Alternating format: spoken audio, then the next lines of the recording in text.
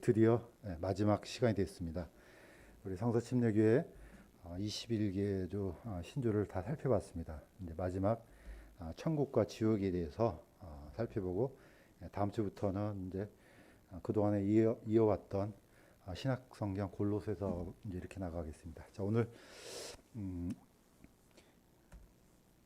이렇게 되어 있습니다. 마지막 신조에는 우리는 천국과 지옥의 실제를 믿는다. 물론 선교사님들이 이렇게 선포 안 해도 성경을 믿는 모든 사람들은 또 하나님께서 약속하신 이 말씀을 절대적으로 믿습니다. 그런데 어떻게 이제 관련 구절들이 어떤 게 있는지 한번 이제 살펴보도록 하겠습니다. 보면은 관련 구절은 이제 스데반 집사가 이제 순교하기 전에 죽기 전에 하늘을 우러러 하나님의 영광과 예수님께서 하나님의 오른편에 서신 것을 보고 분명히 우리 육신의 눈으로는 볼 수 없지만은 어떻게 보면 하나님께서 스데반 집사의 눈을 열어서 실제로 존재하고 있고 또 바라볼 수 있는 그 모습들을 이제 보여주셨습니다. 에베소서가 있고 그다음에 마가복음하고 계시록이 있는데 예수님께서는 다른 모든 말씀도 말씀하셨지만은 분명히 거기는 벌레도 죽지 않고 불도 꺼지지 않는다 하고 지옥이 실제하고 있음을 이렇게 말씀해 주셨습니다. 자, 그래서 오늘 이제 이 말씀을 쫓아서 약간 좀 자세하게 보겠습니다. 이제 천국과 지옥에 대한 말씀을 하시기 전에 이것과 관련된 것이 반드시 일어나야 되는 게 심판입니다. 심판이 있는 다음에 이제 예수님 말씀을 따라서 믿고 사는 사람하고 예수님 말씀을 거부한 사람들이 그 길이 이제 나눠지죠. 어떻게 보면 이제 천국과 지옥은 이제 그래서는 안 되지만은 영원한 분리가 이루어지는 또 두 번 다시 만날 수 없는 큰 어떻게 보면은 이별이 있는 곳으로 이제 나눠집니다. 자, 그런데 성경에는 이 단어를 천국과 지옥이라는 단어를 물론 쓰지만은 자세하게 보면은 지옥이라는 단어와 관련돼서 몇 가지 이제 관련된 단어가 있습니다. 또 천국도 마찬가지고 그것을 좀 살펴보겠습니다. 앞으로 이제 우리가 이제 기다리는 어떻게 보면 이제 타임 라인을 보면은 우리는 지금 그리스도 예수 안에서 예수님께서 부르실 그날, 그러니까 이제 부활의 그날이 이제 이제 있죠. 우리한테는 이제 그때가 언젠지는 모르지만은 앞으로 있을 이제 부활의 날인데 사실 이것도 심판과 관련이 되어 있습니다. 그런데 약간 이제 종류가 좀 다르죠. 자, 한번 보겠습니다. 성경에 기록된 심판의 종류를 보면은 그리스도 심판석, 그다음에 요사박 골짜기 심판석, 그다음에 대백보자 심판석. 지금은 이제 이걸 흰 왕좌 심판석으로 이제 단어를 약간 변경시켰더라고요. 흰 보좌 심판석 이렇게. 자, 그리스도 심판석은 이제 이거는 우리가 부활했을 때 그리스도 안에서 이제 부활해서 예수님을 만났을 때 이루어지는 것으로 이제 이렇게 이제 다들 믿고 있습니다. 자, 이제 두 번째는 이 심판은 육신을 가진 사람들이 천년왕국을 들어가기 전에 이제 양과 염소의 심판으로 이게 나눠집니다. 이거는 이제 예수님께서 올리브산으로 오셨을 때 그 사이에 있는 골짜기를 이제 여호사밧 골짜기, 이제 기드론 골짜기라 그러는데 뭐 어떤 식으로 이루어질지는 우리가 이제 정확하게 알 수는 없습니다. 그러나 이 명칭을 분명히 여호사밧 골짜기 심판이라고 되어 있습니다. 그다음에 마지막 이제 대벽보자 심판, 또 흰 왕자 심판, 뭐 흰 보좌 심판. 이거는 이제 믿지 않는 사람들을 다 부활시켜서 어떤 식으로 죽었든지 상관없이 다 부활시켜서 영원히 불타는 불호수로 또 불못 갯나로 이제 던져넣는. 다 보시면 아시겠지만은 이 요사박 골짜기 심판석이 있을 때 천년왕국으로 들어가기 전에 특이한 게 있습니다. 어떤 게 있냐면은 계시록에는 적그리스도 짐승하고 거짓 예언자를 산채로 집어 던진다고 나오거든요. 그러니까 얘 둘은 뭐 어떻게 이런 일이 일어난지는 모르겠지만 어쨌든 산채로 갯나로 집어 던집니다. 그러니까 얘네들은 먼저 들어가죠. 단 뭐냐? 사탄은 이 갯나로 집어 던지는 게 아니고 무저갱에서 천년 동안 가둬놓는다 이렇게 돼 있습니다. 자, 이게 이제 어떻게 보면은 여호사밧 골짜기 심판석에서 이제 이루어지는 그런, 그러니까 여기서 이루어지는지는 모르겠지만 어쨌든 들어가기 전에 이루어집니다. 그래서 성경에서 보면은 심판이 총 약 세 종류로 이렇게 나눠집니다. 자, 물론 이제 그리스도 심판석에서는 뭐 지옥 가고 천국 가고 이게 아니고, 여기 있는 제일 왼쪽에 있는 그림처럼 5종류의 이제 심판이 기록되어 있습니다. 뭐 기쁨의 멸류관, 썩지 않는 멸류관, 영광의 멸류관, 이렇게 해서 이제 5가지 종류가 있는데, 뭐 이것도 정체적으로 어떤 종류의 보상인지는 우리가 알 수가 없습니다. 공의로운 예수님께서 하나님의 판단에 따라서 각자에게 일한 그대로 보상해 준다는 그 말씀대로 이루어질 줄로 믿습니다. 자, 이제 이렇게 해서 이제 심판이 끝나게 되면은 이제 영원한 천국과 지옥으로 이제 나눠집니다. 자, 우리 이제 지난 시간에 예수님께서 이 땅에 오실 때 분명히 스가랴서에서는 그분의 발이 올리브산에 서실 것이요 해서 이스라엘과 예수님의 만남이 지상에서 이루어진 것을 이제 우리가 볼 수 있습니다. 그 부분을 좀 언급을 좀 하다가 좀 말았는데 한번 더 다루겠습니다. 자, 이제 우리 지난 시간에 봤지만은 숫자로 1번 찍혀 있는 것이 바로 이 올리브산입니다. 2번이 바로 이제 모리아산이고, 바로 이제 솔로몬 성전터가 있었던 그 자리에 지금은 이제 멀리 보이는 오마르 사원이 있습니다. 그러니까 예루살렘은 정치적으로는 이스라엘이 적어도 그 땅을 획득했지만은 적어도 이 자리만큼은 아직도 회복을 못 하고 있습니다. 그래서 저는 뭐 개인적으로는 이게 어떤 그 타임라인이 아닌가 생각이 들어요. 왜냐하면 예수님께서 이방인의 때는 예루살렘이 짓밟히기까지 그때를 얘기했는데, 이 예루살렘이 분명히 회복이 됐는데 어찌 이방인의 때가 끝나지 않았지 이제 생각을 해보면은 아마 이거하고 가장 관련이 있는 것 같아요. 왜냐하면 이스라엘은 현재 특히 이제 하시딤이라고 그러죠. 경건주의. 정말로 하나님을 기다리는 그 이스라엘 족속 중에서도, 유대인들 중에서도 이 신앙에 있어서 아주 누구하고 타협을 불허하는 이런 사람들이 있거든요.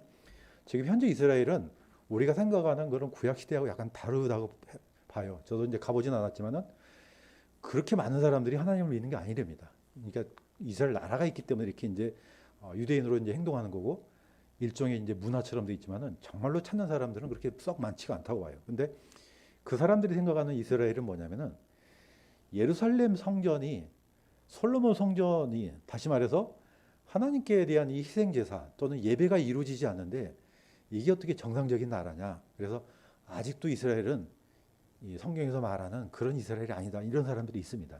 어쨌든 그런 걸 보면은 이 솔로몬 성전터가 굉장히 중요한 역할을 한 것 같아요. 자, 그런데 이스라엘에 있는 지금 현재 이 성전 벽을 보면은 이 성전의 벽이 옛날에 있었던 성전 벽은 아닙니다. 아시는 것처럼 예수님 때부터 지금까지 유일하게 남아있는 성전 벽은 서쪽에 있는 통곡의 벽입니다. 그러니까 2번 바로 밑에 거기가 바로 통곡의 벽입니다. 이 부분만을 제외하고는 다 오스만 투르크 때 이렇게 이제 세워진 것들입니다. 자, 그런데 또 한 가지는 그 성전터, 솔로몬 성전터의 동쪽에 있는 오른쪽 그림에 보면은 이게 이제 황금문이라고도 하고, 신약 성경에서는 이게 미문이라고도 합니다. 바로 이 성전 이 문만이 예수님 때부터 지금까지 이 터에 그대로 남아 있는 이 문으로 봅니다. 자, 그런데 이제 보시는 것처럼 뭐 우리가 잘 알고 있는 것처럼 성전 문이 막혀 있습니다. 자, 막혀 있는데 에스겔서 보면 이렇게 돼 있어요. 그때 주께서 내게 이르되 이 문은 닫히고 열리지 아니할 것이며 아무도 그것을 통해 들어오지 아니하려니 이는 곧 주 이스라엘 하나님이 그것을 통해 들어왔기 때문이라. 그러므로 그것을 닫을지니라. 이 성문을 막은 사람은 오스만 투르크의 슐레이만 이 술탄이라고 하는 이 사람인데, 그때 당시 때 이 문을 막아둔 이유가 성경에 보니까 메시아가 이 문을 통해 들어온대요 하니까 아예 이 성경 자체가 이루어지는 것을 방해하려고 이걸 막았다고 해요. 또 막았을 뿐만 아니고 저는 옛날에 이 유대인들이 이 문 앞에다가 이 무덤을 만들었다고 생각했는데 사실은 그게 아니고 메시아가 들어오는 것을 방해하려고 일부러 거기다 무덤터를 만들었대요. 그러니까 사실 이 무덤들이 많이 있거든요. 보면은 뭐 그런 이유도 하나 있고, 또 메시아가 오면은 가장 먼저 부활할 걸로 믿고 이제 만들었다는 설이 있습니다. 근데 어떤 것이 정확한지는 모르겠지만 어쨌든 이 안에 무덤들이 많이 있습니다. 그런데 이미 에스겔 선지자는 이 말씀을 통해서 뭐 누가 막았던지 어쨌든 이 문은 막혀 있습니다. 물론 이제 술레이만은 이것을 예언을 방해하려고 막았지만은 유대인들도 크게 썩 그렇게 기분 나빠하지 않는 것 같아요. 왜냐하면은 성경 그대로 이제 이루시잖아요. 막아놓으라. 예수님께서 메시아가 오기 전에는 이건 열면 안 되기 때문에. 그래서 어쨌든 이 문만큼 현재 이스라엘에서 8개의 문이 있는데 다 들랑달랑합니다. 그런데 유일하게 동쪽 문만 막혀 있습니다. 근데 저도 이제 옛날에는 이 문이 하나인 줄 알았어요. 그런데 바로 뒤편에 보면은 문이 2개로 되어 있습니다. 그러니까 쌍문이라 그럴까요? 통로는 하나인데 문이 뭐 좌측 통행인지 우측 통행인지 모르지만 문이 2개입니다. 그래서 유대인들은 남쪽에 있는 문을 궁일의 문이라 그러고 북쪽에 있는 문을 후의 문, 이렇게 이제 명칭을 부르고 있습니다. 자, 이제 그 유대인들 나름대로는 이 2개의 문이 오른쪽에 있는, 그러니까 성전에서 바라봤을 때 이제 남쪽에 이 문을 이제 생명의 문이라고 그러고, 이쪽에 왼쪽에 있는 문을 사망의 문으로 불러요. 그러니까 한 통로 안에 2가지 문이 이제 존재하는 이제 이런 형상입니다. 뭐 이게 그거는 이제 성경에 안 나와 있기 때문에 뭐 굳이 관심을 우리가 가질 필요는 없지만 어쨌든 이 문이 닫혀 있는 것은 예수님께서 오셨을 때 이 문을 통해 들어온다는 것은 우리가 어느 정도 이제 짐작할 수가 있습니다. 자, 그렇다면은 이 솔로몬 성전탄에 이 성전이 오마르 사원이 되면 안 되잖아요. 뭐 언젠지는 모르겠지만은 뭔가 세워질 날이 있지 않을까 하는 생각이 듭니다. 자, 오늘 이 말씀을 드리는 것은 사실 이 2가지 문, 예수님께서 오셨을 때 심판 자체가 사실 2가지입니다. 하나는 생명으로 들어가는 자, 하나는 사망으로 들어가는 자. 2가지가 있고, 또 예수님의 심판이 하나님의 주권 자체가 심판의 주권이 있습니다. 물론 이제 창조의 주권도 있지만은 창조된 것을 나중에 평가하고 가르는 그런 심판이 있습니다. 한번 보겠습니다. 예수님께서 심판하실 때 이제 재림하신 후에 그분의 발이 예루살렘 동쪽에 있는 올리브산에 섰을 때 이미 사실 마태복음에는 이 말씀이 있는데 이게 어떤 관련이 있는 말씀인가는 우리가 그전에는 잘 몰랐어요. 근데 어쨌든 이거다 관련이 있는 것 같아요. 제가 한번 읽겠습니다. 사람의 아들이 자기의 영광 중에 모든 거룩한 천사와 함께 올 때, 자, 온다 그랬죠? 천사들과 함께 온다. 자기의 영광의 왕자에 앉아서 모든 민족을 자기 앞에 모으고 목자가 염소들로부터 자기 양들을 갈라내듯 그들을 일일이 분리하여 양들은 오른편에 두고 염소들은 왼편에 두리라. 자, 이 2편으로 이제 나눠지죠. 그런데 이 비슷한 말씀이 요엘서 3장 2절에도 있습니다. 내가 또한 모든 민족들을 모아 여호사밧 골짜기로 데리고 내려가서, 자, 이제 12절에 보면 이교도들은 깨어서 여호사밧 골짜기로 올라올지어다. 내가 거기에 앉아 사방의 모든 이교도들을 심판하리라. 그러니까 예수님께서 오셨을 때 오신 다음에 그냥 끝나는 게 아니고 천년 왕국으로 바로 들어간 게 아니고 그 전에 이 심판이 이루어질 것이 성경에는 이렇게 기록이 되어 있습니다. 자, 그때 왕이 자기 오른편에 있는 자들에게 이르되 오라 내 아버지께 복받을 자들아 너희는 세상의 창건 이후로 너희를 위하여 예비된 왕국을 상속받으라. 자, 이제 왕국을 준다고 했죠. 자, 왼편에 있는 자들에게는 이르되 저주를 받은 자들아 너희는 내게서 떠나 마귀와 그 천사들을 위하여 예비된 영존하는 불에 들어가라. 자, 안타깝게도 한쪽은 하나님께서 예비하신 왕국에 들어가는 자이고 왼편에 있는 자들은 영원한 불로 이제 떨어지는 이 심판이 재림 직후에 천년왕국이 들어가기 전에 이렇게 이제 있을 것을 이제 성경에 이제 기록이 되어 있습니다. 자, 그런데 오늘 이제 주제로 천국과 지옥에 대한 이제 실제 실존하는 이 부분을 이제 살펴보기 전에 한번 이제 조직 신학에서 한번 다뤘는데 성경에는 이 지옥이라는 단어가 딱 하나 나오지만은 원어로 살펴보면은 몇 가지가 더 됩니다. 그래서 이제 그걸 좀 살펴볼까 합니다.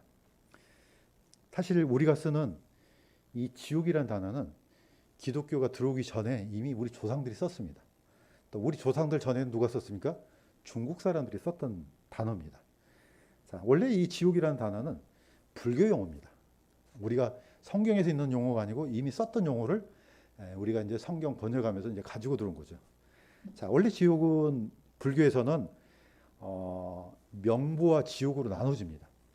명보는 약간 상위 개념이고 지옥은 하위 개념입니다. 자, 명보라는 것은 이 염라대왕이 이 사람이 살아있을 때 어떤 짓을 했고, 그러니까 죽으면 무슨 이제 징벌을 받고 이런 걸 관장하는 관청을 명보라고 했습니다. 그 명보에 따라서 징벌을 하는 곳을 지옥이라고 이렇게 했습니다. 이게 이제 개념이 불교적인 개념입니다. 자, 그런데 우리가 보통 누가 죽으면은 뭐 그 상갓집에 보면은 큰 그 뭐니까 조화 같은 거, 조화라 그럽니까? 근조 해가지고 이제 가져나요. 그때 뭐라고 씁니까? 팻말에다가 삼가 고인의 명복을 비나이다 이렇게 쓰잖아요. 바로 그 명복이라는 그 단어가 이 명부에서 나온 단어입니다. 그러니까 불교에서 말하는 염라대왕한테 좀 잘 좀 보여가지고 좀 뭐랄까 좀 벌이 좀 적게 또는 좋은 곳으로 보내달라고 그런 개념으로 쓴 게 사실 명부입니다. 명복입니다. 이미 이제 굳어졌기 때문에 뭐라고 할 수는 없지만 우리가 좀 알고 쓸 필요는 있다는 생각이 듭니다. 이 명자가 어두울 명자입니다. 어둠의 복. 그리스도인들이 쓰기에는 약간 좀 난감한 표현이긴 합니다. 자, 어쨌든 이 지옥이라는 단어가 이미 이런 개념이 굳어져 있습니다. 그런데 이제 성경이 들어왔을 때 이걸 달리 다른 명칭으로 쓰기 어렵잖아요. 이미 써왔기 때문에. 자, 그런데 우리가 그래서 이제 좀 어렵긴 하지만은 원어를 좀 연구를 할 필요가 있는 게 뭐냐면은 이런 단어가 약간 다르게 쓰여 있기 때문에 우리가 좀 살펴볼 필요가 있습니다. 그 중에 하나가 이제 첫 번째가 이런 단어입니다. 우리가 잘 알고 있는 것처럼 수월이라는 단어입니다. 이제 발음상으로는 세월이라고도 하고 그러는데 이미 수월로 굳어졌기 때문에 수월이라고 하겠습니다. 자, 구약에서는 이 단어가 수월이라는 단어가 크게 세 가지로 나눠집니다. 첫 번째는 그야말로 뜨거운 불타는 지옥이라는 명칭으로 쓰여 있고, 두 번째는 무덤이라는 뜻도 있고, 세 번째는 이제 구덩이라는 뜻도 있습니다. 그런데 이 원어 자체가 좀 어려운 게 뭐냐면은 단어는 하나인데 의미를 같이 쓰니까 이제 어려워집니다. 이게 좀 어렵습니다. 예를 한번 들어보겠습니다. 우리나라에 최초로 이제 번역된 개역 성경에는 신명기 32장 22절에는 내 분노에 불이 일어나서 음부 깊은 곳까지 사르며 이렇게 돼 있습니다. 그러니까 아주 오래도 우리 그 할머니 할아버지들이 사용했던 성경에는 다 거의 음부로 돼 있습니다. 이 명칭 자체가 압도적으로 많습니다. 자, 그런데 이제 좀 와서 이제 그 개역 성경을 개정했던 이 개역 개정에는 이 똑같은 단어인데 수월로 음역을 했습니다. 같은 단어입니다. 같은 단어인데 번역을 수월로 만들었습니다. 자, 우리가 지금 보고 있는 킹제임 성경에는 이걸 뭘로 했습니까? 지옥이라는 단어로 썼습니다. 자, 그래서 그 구약 성경을 보면은요, 이 개역 성경이라든가 그 뭡니까 개역 개정에는 지옥이라는 단어가 하나도 안 나옵니다. 전부 다 수월이나 음부로 되어 있습니다. 특히 이제 개역 성경에는 음부라는 단어가 압도적으로 많고, 그 다음에 개역 개정은 수월이라는 단어로 다 바꿨습니다. 거의. 이게 바꾼 이유를 보니까 아마 이런 것 같아요. 왜냐하면 난감한 부분이 많거든요. 어떤 거는 이걸 이런 형태로 써야 이제 단어를 쓰면 안 되겠다 생각해서 그냥 다 수월로 하자 이렇게 한 것 같아요. 자, 우리가 쓰고 있는 성경에는 음부나 수월이라는 단어는 하나도 없습니다. 전부 다 지옥이라는 단어로 이제 바꿨습니다. 자, 그런데 아까도 이제 얘기했던 것처럼 이 단어 안에 불타는 지옥도 있지만은 또 무덤을 얘기하는 경우도 있습니다. 또 수월이 이런 구덩이를 얘기하는 경우도 있습니다. 자, 오른쪽 그림에 보면은 고라의 자손들이 이 모세한테 반역해서 나중에 어떻게 합니까? 땅이 쫙 갈라져 가지고 한꺼번에 다 집어넣어 버리잖아요. 자, 이 땅이 갈라진 이 구덩이를 이 킹제임 성경에서는 이제 지옥으로 표현했는데 이걸 지옥이라 하기는 약간 좀 그렇고, 그래서 이제 수월로 번역한 데가 이제 있습니다. 어쨌든 이런 식으로 문맥에 따라서 어떻게 보면 우리가 이제 이해할 필요가 좀 있습니다. 자, 이게 이제 대표적으로 지옥을 의미하는 구약 성경의 대표적인 단어가 바로 이제 수월입니다. 자, 그런데 신약에 와서는 총 어느 정도 네 가지 정도 단어가 나옵니다. 그 중에 이제 구약에 있는 이제 수월이라는 단어가 있고요. 그 다음에 신약에서는 하데스라는 단어가 있습니다. 약간 좀 어려울 수도 있는데 알아두면 약간 좀 필요한 경우도 있습니다. 사실 이 단어는 원래 헬라인들이 사용했던 용어입니다. 이 단어는 원래 헬라인들이 지하세계 또는 죽음의 신. 그러니까 제우스는 하늘을 다스리잖아요. 그 다음에 바다는 누가 다스립니까? 신화에 의하면 포세이돈. 그 다음에 지하세계는 하데스가 다스립니다. 바로 이 하데스가 바로 이 단어입니다. 이미 헬라인들은 그렇게 써왔어요. 그런데 그 단어가 성경 안으로 이제 들어오죠. 자, 이 하데스의 또 다른 이름이 이제 플루토입니다. 자, 이제 우리 태양계의 이름을 보면은 다 이게 신들의 이름입니다. 우리가 만약에 이제 이걸 연구했으면은 성경에 있는 이름을 썼을 텐데 이미 믿지 않는 사람들이 이걸 이제 연구를 하고 이름을 붙여주니까 다 헬라 신들의 이름 또는 로마 신들의 이름을 붙여넣습니다. 자, 그 중에 하나가 명왕성이 있습니다. 지금은 이제 태양계에서 퇴출됐는데 명왕성의 이름이 플루토입니다. 자, 그런데 이 이름 자체가 재물이나 광물을 의미하는 단어였습니다. 자, 그러니까 어떻습니까? 이 플루토, 바로 여기서 나온 이름이 플루토늄이에요. 이게 폭발을 일으키면 어떻습니까? 거의 얼마나 큰 폭발을 일으켜서 사람들을 죽이잖아요. 그러니까 이 단어를 하나로 깊이 묵상해봐도 우리가 가지고 있는 재물 또는 광물, 어떻게 보면은 재물의 신이잖아요. 이게 사람들의 영혼을 이렇게 파괴시키겠구나 생각이 이제 들 정도로 우리가 이해할 수 있습니다. 자, 그래서 신약성경에는 이 하데스라는 이 명칭이 10번은 지옥으로 썼고 1번은 무덤으로 번역이 되어 있습니다. 자, 어쨌든 비록 그렇다 할지라도 우리가 이해 못하는 건 아니죠. 수울이나 하데스나 분명히 성경에 있는 단어고 하나님께서 이 단어를 써서 실존하는 것임을 이제 설명해 주고 있습니다.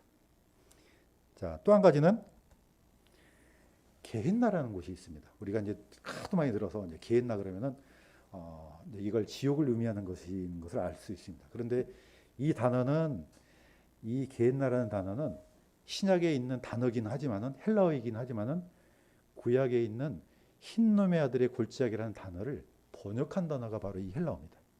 자, 분명히 이 흰놈의 아들의 골짜기는 저기 이제 오마르 사원이 있죠. 거기에 보면 남쪽으로 쭉 가다 보면은 골짜기가 있습니다. 그 골짜기 자체의 이름이 흰놈의 아들의 골짜기입니다. 또는 줄여서 흰놈의 골짜기라고 합니다.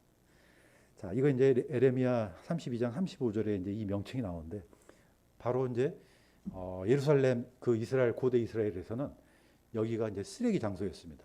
그래서 성전터에서 나온 그런 동물의 사체들 또는 이스라엘 안에 있는 죽은 사람들의 시체, 그다음에 여러 가지 동물들을 다 어디서 태웠느냐면 이 흰놈의 아들의 골짜기에서 태우기도 하고 또 여기서 몰렉에게 제사를 드리기도 했습니다.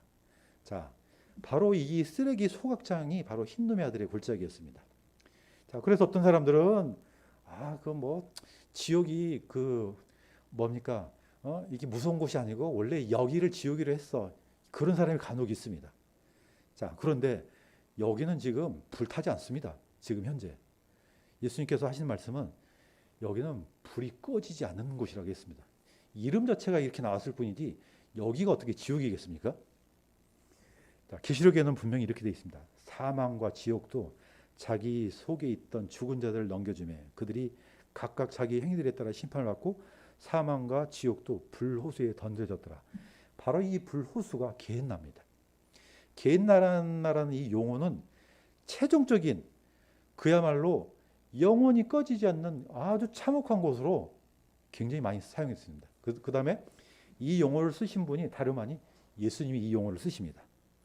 자, 마태복음 10장 28절 이렇게 되어 있습니다. 몸은 죽여도 혼은 능히 죽이지 못한 자들을 두려워하지 말고 오직 혼과 몸을 다 능히 지옥에서 멸하시는 분을 두려워하라. 여기서 말하는 지옥은 똑같은 지옥이지만은 게헨나입니다. 이건 예수님께서 하신 말씀이에요.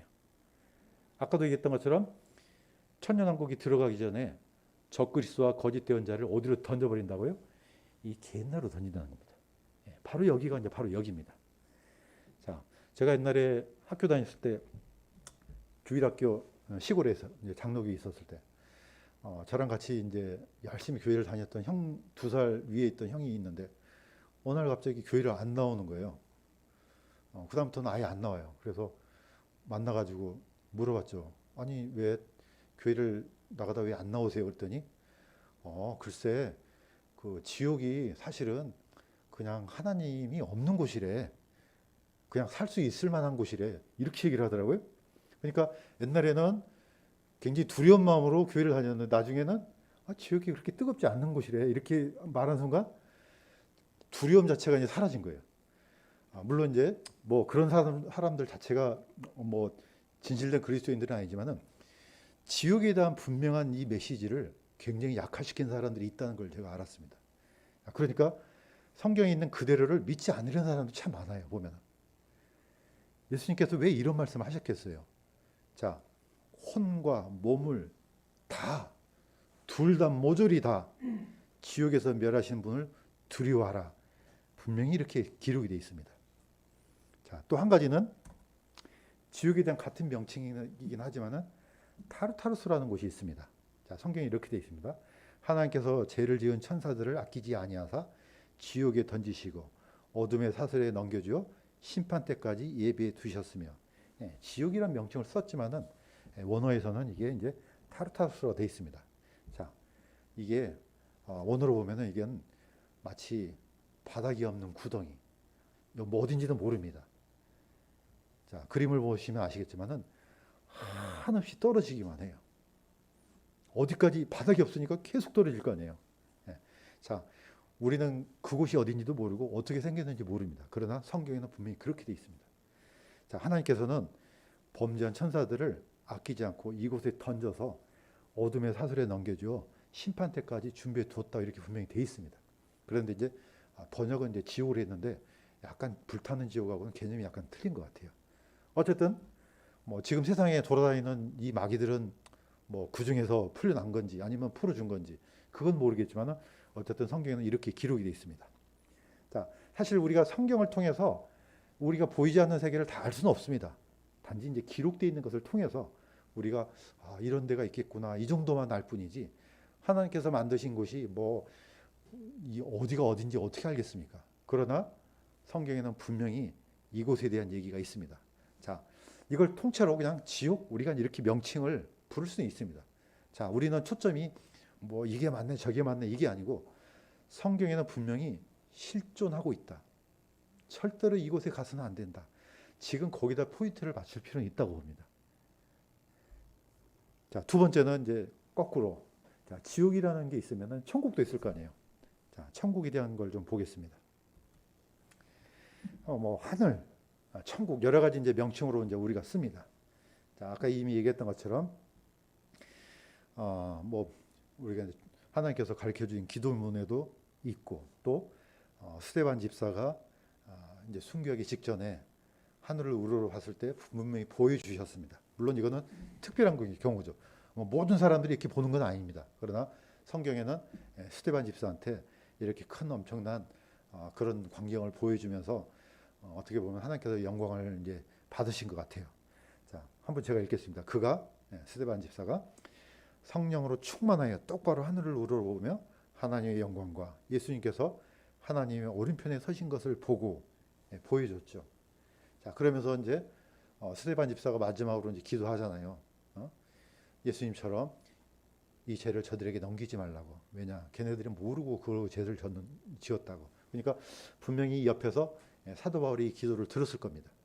그래서 저는 개인적으로 사도 바울이 어떻게 보면은 자신의 목숨을 다해서 이 하나님께서 주신 이 사명을 완수했던 것은 이 스데반 집사의 기도가 하나님께서 들으시지 않았나 생각이 들어요. 예수님께서도 마지막에 하나님께 용서를 구하잖아요. 그러니까 예수님의 기도와 또 스데반 집사의 기도와 그분들의 기도를 통해서 우리 이방인들한테 이 복음의 기회가 열리지 않았나 저는 이렇게 믿습니다. 물론 이제 하나님께서 뭐 그 전에도 이미 계획이 있으셨겠지만 어쨌든 누군가의 기도를 통해서 이 문이 열렸고 오늘날까지 또 우리가 이제 이 복음의 어떤 선물을 지금 받고 있지 않나 이렇게 이제 저는 생각이 듭니다. 자, 사도 바울도 분명히 하늘에 있는 몸들도 있고 땅에 있는 몸들도 있으나 하늘에 있는 영광이 다르고 땅에 있는 영광이 저러하니라. 자, 분명히 하늘에 존재가 있다는 겁니다. 사실 우리가 이제 이 하늘에 있는 것을 뭐 아무리 눈이 좋아도 하늘을 쳐다보면 뭐 그 이상 뭐가 보입니까? 구름만 보이지? 자, 우리가 육신의 눈으로는 보지 못하지만은 우리가 실제하고 있는 것처럼 볼 수 있는 건 뭡니까? 성경입니다. 그래서 때로는 이 성경이 믿어진다는 건 이건 너무 큰 복인 것 같아요. 그냥 단순히 그냥 글자잖아요. 그냥 이게 보통 사람들이 보면은 그냥 재밌는 이야기책 정도만 되지 이게 진짜로 진지한 말씀인 걸 어떻게 믿겠습니까? 그런데 우리는 틀림없는 하나님의 말씀을 믿잖아요. 이거는 대단히 놀라운 하나님의 선물인 것 같아요. 자, 우리가 이 말씀을 믿기 때문에 지금 와서 우리가 예배도 드리고 기도하고 또 잃어버린 영혼들을 위해서 또 전도하고 이러지 않겠습니까? 자, 그런데 이 하늘이라는 이 단어 외에도 다른 몇 가지가 더 있습니다. 한번 보겠습니다. 낙원이라는 단어가 있습니다. 또 셋째 하늘이라는 단어가 있습니다. 또 아브라함의 품이라는 단어 우리가 익히 잘 알고 있는 누가복음 16장에 나왔습니다. 자, 낙원이라는 단어는 예수님께서도 쓰셨습니다. 자, 이 단어는 파라다이스라는 이 단어는 원래 외래어입니다. 정원을 뜻하는 외래어, 페르시아어가 이제 히브리어로 이제 바뀐 것 같아요. 자, 이 왼쪽에 있는 그림은 이제 마지막 십자가의 강도가 이게 예수님께 이제 부탁했던 장면이죠. 예수님께 이제 예수여 당신의 나라가 임하실 때 나를 기억하소서. 자, 이 한쪽에 있는 강도가 마지막 죽기 직전에 예수님께서 하신 기도를 들으시고 이분이 제가 이제 한 몇 번 반복하지만은 아마 이 강도는 깨달은 것 같아요. 이분이 지금 힘이 없어서 유대인들이나 로마에 의해서 십자가에 못 박힌 게 아니구나. 우리를 위해서 대성물이 되시려고 못 박히셨구나. 사실 이걸 깨달은 거죠. 그래서 이분한테 요청하죠. 당신의 나라가 임할 때, 다시 말해서 예수님께서 다시 오실 때 나를 좀 기억해 주옵소서 이렇게 이제 요청을 합니다. 그러니까 어떻게 합니까? 내가 진실로 내게 이르노니 오늘 네가 나와 함께 어디에 있는다고요? 낙원에 있겠다. 이 낙원, 그러니까 어떻게 보면 이 단어를 쓰신 것은 이방인들을 위한 배려인 것 같아요. 뭐 거기가 천국이든 뭐 낙원이든 뭐든 하나님 계신 곳 아니겠습니까? 오늘 그렇게 되겠다 이겁니다. 그야말로 이 마지막 순간에 이 십자가의 강도는 이게 웬 은혜인가? 오늘 넘기기 전에 하나님과 함께 예수님과 함께 있는 겁니다. 자, 사실 이제 왼쪽에 있는 그림이 바로 이제 그 장면입니다. 자, 또 한편에는 사도 바울이 이런 용어를 썼습니다. 내가 그리스도 안에 있는 한 사람을 알았는데 그 사람은 14년 전에 셋째 하늘로 채 올라갔는데 이 셋째 하늘이라는 용어하고 낙원이라는 용어를 동일하게 썼습니다. 자, 사도 바울은 이 얘기를 거의 14년 동안 입을 다물어요. 오늘날 같으면 그냥 뭐 책 하나 내고 책이 뭐예요? 출판 기념 내고 다 했을 거예요. 그러나 사도 바울은 이 의미를 이 엄청난 사건을 누구한테도 발설하지 않습니다. 그런데 이걸 얘기한 이유가 뭐냐? 하도 떠들어대니까 고린도 교인들이 그냥 나는 뭘 했네 그냥 각종 은사를 가지고 자랑하니까 이걸 어쩔 수 없이 이 얘기를 합니다. 그런데 썼던 용어가 바로 셋째 하늘과 낙원입니다. 자, 뭐 셋째 하늘이 어딘지 뭐 우리가 어떻게 합니까? 근데 물론 어떤 사람은 첫째 하늘 그러면 이 대기권 하늘, 둘째 하늘 그러면 대기권 바퀴 하늘, 셋째 하늘 그러면은 이제 하나님께서 계신 곳, 이제 이렇게 표현을 하기도 합니다. 뭐 맞을 수도 있을 것 같아요. 그런데 뭐 그것이 어디 있고 어떤 형태로 있는 건 우리는 알 수가 없습니다. 가히 사람이 이룰 수 없는 말할 수 없는 말을 들었다고 분명히 얘기를 했습니다. 자, 그 다음에 이제 우리가 잘 알고 있는 것처럼 아브라함의 품과 그 다음에 지옥이 나옵니다. 누가복음 16장에 보면은 이 부분이 나오는데 사실 유대인들은 이 아브라함의 품에 대한 이 용어를 잘 안다고 합니다. 우리 이방인들은 그게 어딘지 모릅니다. 저는 처음에 이 말씀을 들었을 때 아브라함이 이렇게 안고 있나 이렇게 생각이 됐어요. 이 거지 나사로를. 그런데 그런 게 아니고 아브라함의 품이라는 이 단어가 따로 있습니다. 바로 이렇게 썼을 때, 그러니까 거의 파라다이스와 같은 이제 그런 명칭입니다. 자, 거지 나사로는 죽자마자 아브라함의 품에 옮겨졌습니다. 예, 얼마나 평안하겠습니까? 이제 제일 오른쪽에 있는 그림처럼 그야말로 세상 모르게 참된 안식을 누리고 이제 자는 아기처럼 그런 안식을 누릴 겁니다. 그런데 부자는 죽자마자 어떻게 했습니까? 고통 중에 눈을 들어서 멀리 아브라함과 그의 품에 있는 나사로를 보고, 분명히 육체로 간 건 아니잖아요. 영이 죽자마자 갔는데도 불구하고 분명히 뭡니까? 대백보자 심판처럼 부활체가 아니에요. 영혼이잖아요. 영인데 불구하고 목마름을 육체처럼 동일하게 느꼈습니다. 뜨거움도 동일하게 느꼈어요. 형제자매들도 동일하게 다 기억났어요. 모든 게 다 현실에 있었던 그 과거의 기억이 다 기억이 났습니다. 예, 이것을 이제 성경에서는 하데스라고, 예, 원어에는 그렇게 되어 있습니다. 이 명칭은 예수님께서 주신 명칭이에요. 여기를 하데스라고 그랬습니다. 그러니까 나중에는 보면은 이 하데스 자체가 게헨나로 다 집어 던짐을 당하지 않나 생각이 들어요. 왜냐하면 여기 있는 사람들이 다 부활해서, 자, 믿지 않는 자들도 부활합니다. 왜? 영원한 고통을 받기 위해서. 그래서 몸과 영혼을 함께 멸한다고 이렇게 이게 분명히 돼 있습니다. 자, 뭐 우리가 이 명칭에 대해서 정확하게 뭐 신학자들처럼 알 수는 없습니다. 그러나 실제한다. 우리 눈에는 보이지 않지만은 분명히 존재한다. 그러니까 여기에 가지 말라는 게 핵심입니다. 자, 그 옛날 신명기를 기록했던 이 모세는 원래 신명기 자체가 신신당부의 말씀이란 뜻입니다. 너희들이 나중에 가나안 땅에 들어가서는 절대 이렇게 하나님께 불순종해서는 안 돼 하고 그걸 다시 한번 반복해서 주는 거. 두 번째 세대에게 다시 한번 주는 게 바로 신명기입니다. 그래서 신명기를 보면 아니 뭐 그 전에 이미 했던 얘기를 왜 또 한 번 하지? 이런 생각이 들 정도로 반복해서 기록이 되어 있습니다. 예수님께서도 동일합니다. 예수님은 하나님이십니다. 당연히 지옥의 통제권도 갖고 있겠죠. 자, 이곳에 절대로 가지 말라고 신신당부합니다. 오늘 그 신신당부 하신 말씀을 보고 마무리 짓겠습니다. 예수님께서 왜 이렇게 얘기를 하셨겠습니까? 제가 한번 읽겠습니다. 만일 네 손이 너를 실족게 하거든 그것을 찍어내버리라. 불구가 되어 생명에 들어가는 것이 두 손을 가지고 지옥에 결코 꺼지지 않을 불 속에 들어가는 것보다 나으니라. 내가 더 나으니 거기서는 그들의 벌레도 죽지 아니하냐고 불도 꺼지지 아니하니라. 만일 내 눈이 너를 실족게 하거든 그것을 빼어내버리라.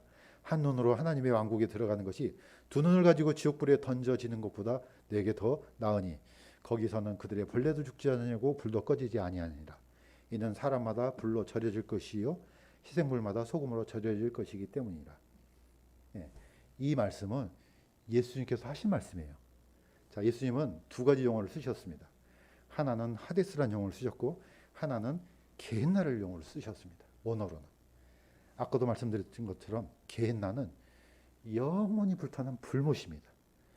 한 번 들어가면 나올 수가 없습니다. 뭐 들랑달랑하고 그럴 수 없습니다.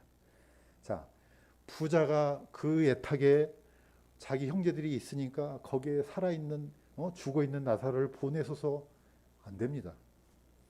거기가 하데스건 게헨나건 또 일단 죽으면요 그의 운명은 그걸로 끝나는 겁니다.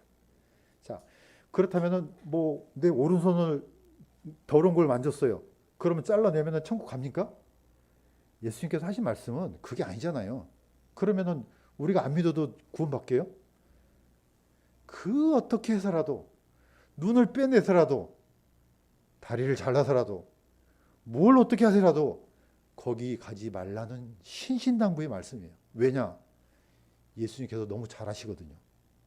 사람의 존재는 여기 가서는 안 되죠. 자, 그러니까 마귀를 위해서, 마귀와 그 사자들을 위해서 예비된 영존한 불이라 그러잖아요. 사람은 사실 거기 가면 안 돼요. 그 지옥은 사람을 위해서 만든 곳이 아니에요. 사탄과 그 사자들을 위해서 만들었지만은 마귀가 사람들을 끌고 가지 않습니까? 거기서 살 수가 없죠. 당연히 사람은 하나님 형상으로 만들어진 사람은 하나님과 같이 살아야죠. 그런데 여기를 왜 가냐 이 말이죠. 예수님께서는 제발 여기 가서는 안 된다고 분명히 이렇게 얘기를 하십니다. 우리가 앞에 있는 모든 걸 다 잊어먹더라도 이 말씀은 너무너무 중요한 말씀이에요. 자, 믿는 사람은 이 말씀이 너무나 중요하지만은 그야말로 믿지 않는 사람들은 이 눈이 가려졌기 때문에 이 예수님 말씀이 들어올 수가 없습니다. 참 그것도 안타까워요. 자, 아무리 말이 얘기를 해줘도 그걸 보여줄 수도 없고, 참 그래서 저는 거꾸로 이 성경 자체가 믿어지는 것은 참으로 복이다. 비록 우리는 그 세계를 눈으로 보지 않았지만은 정말로 실제한다는 게 믿어지는 것은 또 다른 복이다 생각이 듭니다. 자, 우리가 예수님의 이 마음을 안다면은 참으로 여기 가서는 안 된다는 예수님의 절대절명의 말씀, 신신당부의 말씀을 우리가 진실로 믿는다면은 사람들한테 이걸 우리가 무슨 수를 써서라도 가지 말게 하는, 또는 그런 안타까움을 가지고 복음을 전하지 없을 줄로 믿습니다. 자, 우리 오늘 이 시간을 같이 하는 모든 사람들은 하나님께서 주신 이 마음으로 가득 차리라 저는 믿습니다. 또 우리 교회가 이런 사명을 가지고 복음을 전했으면 더욱더 큰 하나님의 인도하심이 있으리라 믿습니다.